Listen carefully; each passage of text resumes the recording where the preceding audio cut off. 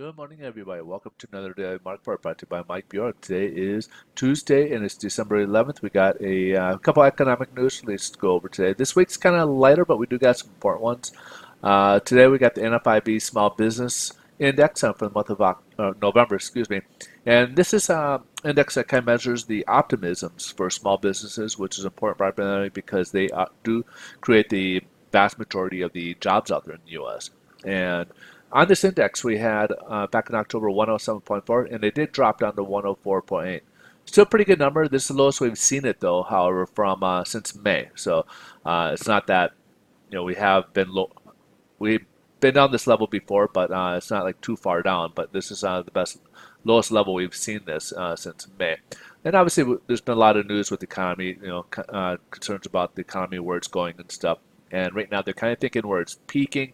A lot of it, again, is the jobs not finding enough qualified people to hire. So there's plenty of jobs out there, but the concern seems to be the qualifications of these employees that they want to hire, or people bringing in for certain jobs, and that seems to be what the holdback is. So there's plenty of those jobs, but not the people meeting the qualifications out there. The other one is the wholesale. We got the producer price index. This is the inflation on the wholesale side of things. Now, this one doesn't get a lot of credit. I mean, it doesn't get a lot of news or high rating on the importance level, primarily because we look at our inflation data mostly from the consumer side of things. And even though prices go up or down on the wholesale, it doesn't always get passed on to the consumer. That's why it doesn't really get as much weight in terms of the relevancy. But it does kind of help give us a guide as to where potential or consumer inflation could be.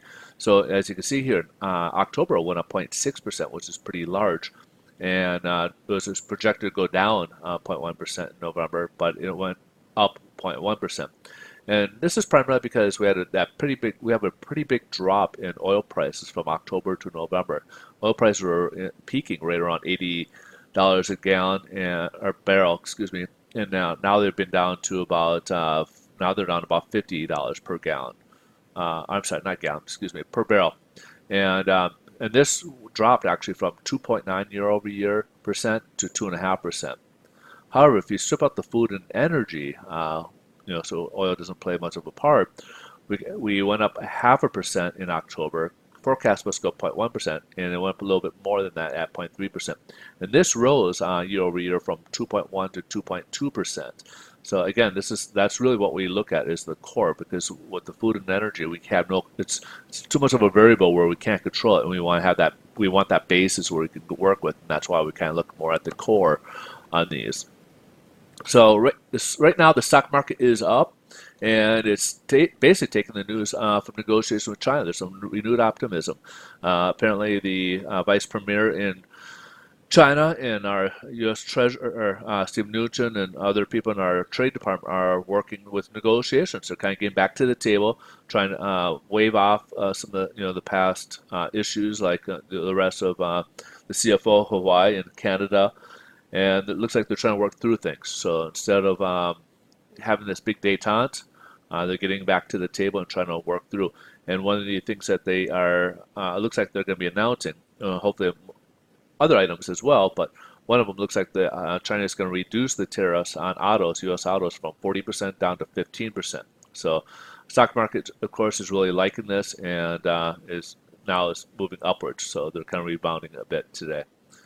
However, on the bond market, we're kind of almost in a more sideways pattern. We touched the 200-day moving average, did pull back after we were having a pretty good day in the morning, and then the markets kind of switched gears and kind of put us in a negative day. So we had some lenders did some pricing for the worst, so worse than the pricing.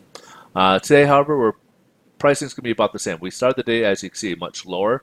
But now we're up, and we're currently up about 8 basis points, but we can be kind of waving between 3 and 8 basis points here. Not enough to give us a pricing for the better or not. So you may see even mixed, because like in the East Coast, they may have been pricing down here, thinking that the price could worsen.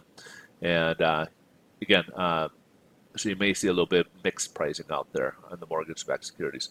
And as you can see, stochastics kind of the sideways pattern, but we could see at some point a negative crossover where it'll push us back in here, and you'll see the bond market come downwards. So we have more to the downside of that than we do upside. Same thing on the 10-year Treasury. We have right now it's an oversold position, and we could have a positive crossover where it could switch around. And as you can see, it was trying to fight this, and it looked like yesterday we were going to actually be below it, but because the market's rebounded, it closed just above the this Fibonacci level here at the 2.85 level here and support it. And right now, it's kind of looking we may have a little bit of a reversal here. So just be on the alert. If you're out there and you're floating with a purchase or a refinance, you might want that finger on the trigger because it looks like we could potentially have a reversal here. And rates could, you may see a little room for rates to worsen here in the short term here. All right, that pretty much wraps things up. I will be posting throughout the day on Twitter, so if you guys want any further updates or any change to the market, I will post on Twitter. You can find me at Mike Bjork. Otherwise, you guys have a great rest of your day. Thanks so much for watching. Look forward to see you guys tomorrow. Bye-bye.